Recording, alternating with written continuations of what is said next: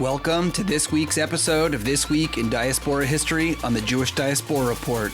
Let's get started.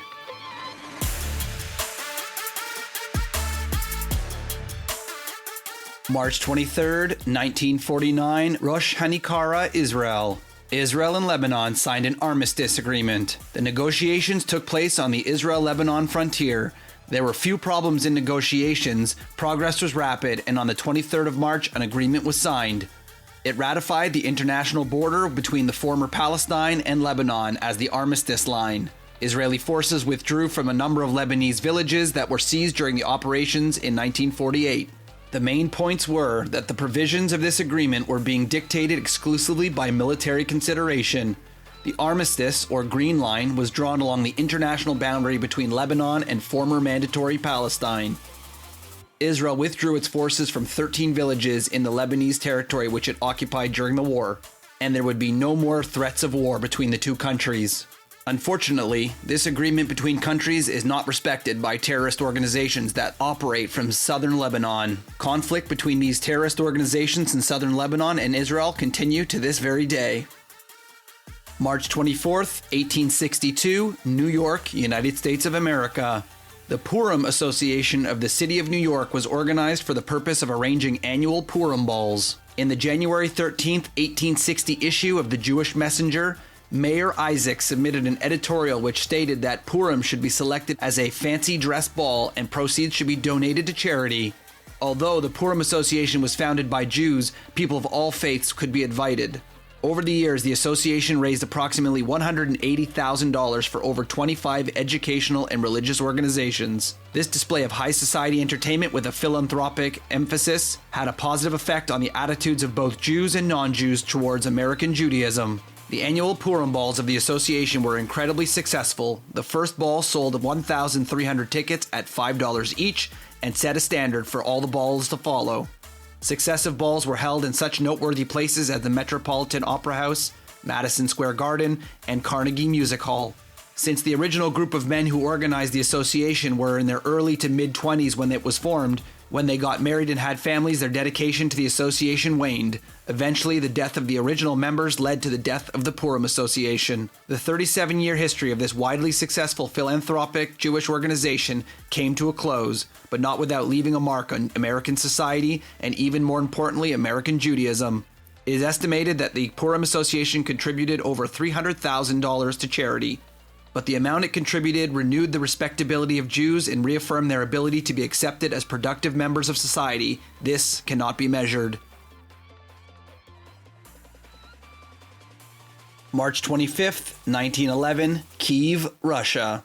The discovery of a mutilated body of Andrei Yashinsky near Kiev, Russia led to the infamous trial of Mendel Baylis on ritual murder charges. On March 20th, 1911, the mutilated body of Andrei Yashinsky, a 12-year-old boy, was discovered in a cave on the outskirts of Kiev. At the funeral, leaflets circulating the blood libel were distributed by members of the reactionary Black Hundred Group, also known as the Union of Russian People. Meanwhile, the police investigation traced the murder to a gang of thieves associated with a woman, Vera Chibierek, notorious for criminal dealings. However, the reactionary anti-Semitic organizations led by the Black Hundred pressured the anti-Semitic Minister of Justice to conduct an investigation of the crime of ritual murder. Accordingly, the Chief District Attorney of Kiev disregarded the police information and instead looked for a Jew on whom to blame the crime, through whom the entire Jewish people could be publicly indicted. In July 1911, a lamplighter testified that on March 12th, the day Yashinsky disappeared, he had seen him playing with two other boys on the premises of a brick kiln owned by a Jew named Zaitsev. He also alleged that the Jew had suddenly appeared and kidnapped Yashinsky, pulling him towards the brick kiln. On the strength of this testimony, Mendel Baylis, the superintendent of the brick kiln, was arrested, sent to prison where he remained there for 2 years. The trial of Baylis took place in Kiev from September 25th through October 28, 1913. The lamplighter and his wife, on whose testimony the indictment of Baylis rested, when questioned by the preceding judge, answered, "We know nothing at all." They confessed that both had been confused by the secret police and made to answer questions they did not comprehend. Two Russian professors of high standing spoke on behalf of the defense in praise of Jewish values and exposed the falsity of the ritual murder hypothesis. The jury, composed of simple Russian peasants, after several hours of deliberation, unanimously declared Beilis not guilty. Beilis, who had remained in danger of revenge by the Black Hundred, left Russia with his family for Eretz Israel in 1920. He settled in the United States. March 26, 1979, Washington, D.C., United States of America. Prime Minister Menachem Begin and Egypt's President Anwar Sadat signed a formal peace treaty between the two countries at the White House. The Egypt-Israeli treaty was signed by both leaders and witnessed by the United States President Jimmy Carter. The peace treaty between Egypt and Israel was signed 16 months after Egyptian President Anwar Sadat's visit to Israel in 1977, with intense negotiations happening. The main features of the treaty were mutual recognition, ceasefire of the state of war that had existed since 1948, and normalization of relations and the withdrawal of the Israeli armed forces from the Sinai Peninsula, which Israel had captured since the Six-Day War in 1967. Egypt agreed to leave the Sinai Peninsula demilitarized. The agreement provided for free passage of Israeli ships through the Suez Canal and recognition of the Straits of Tiran and the Gulf of Aqaba as international waterways.